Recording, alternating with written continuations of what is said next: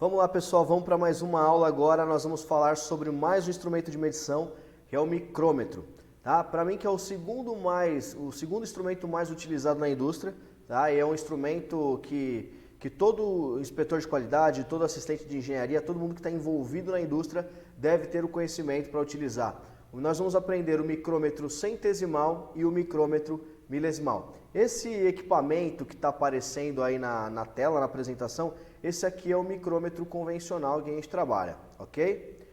E o que é o micrômetro? O micrômetro é um instrumento utilizado para medir dimensões lineares com a precisão da ordem de micrometros, que são a milionésima parte do metro. Ou seja, se no paquímetro nós aprendemos até a parte centesimal, nós temos aqui micrômetro centesimal e nós temos micrômetro que chega até o milésimo, que seria a milésima parte do milímetro. Ele tem uma precisão muito melhor que a do paquímetro, porque ele está trabalhando com 0,001 milímetros de resolução.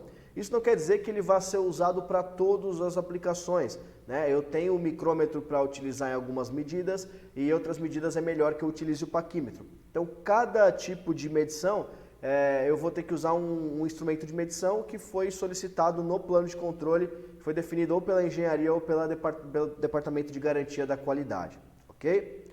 E onde você utilizaria o micrômetro? Temos alguns exemplos aqui, onde você consegue fazer a utilização do micrômetro, né? Para medir um diâmetro externo de um pino, para medir o diâmetro externo de uma bucha, para medir a espessura ou largura de um bloco retificado.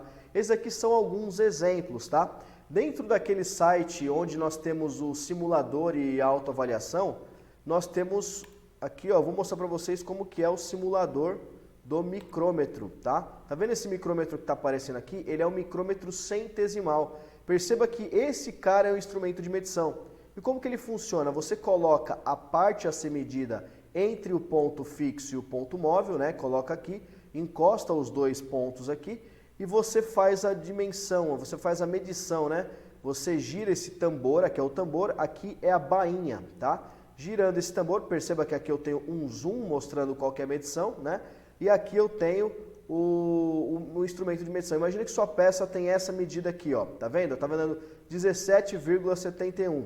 Então, se eu tenho a peça dentro desses pontos, que é o ponto móvel e o ponto fixo, e ela te dá essa medida, significa que eu tenho um valor de 17,71.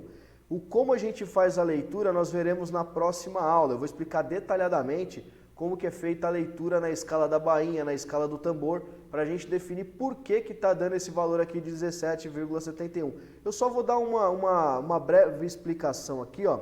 O que acontece? Primeira coisa que eu tenho que olhar aqui, ó, é essa linha vertical do tambor.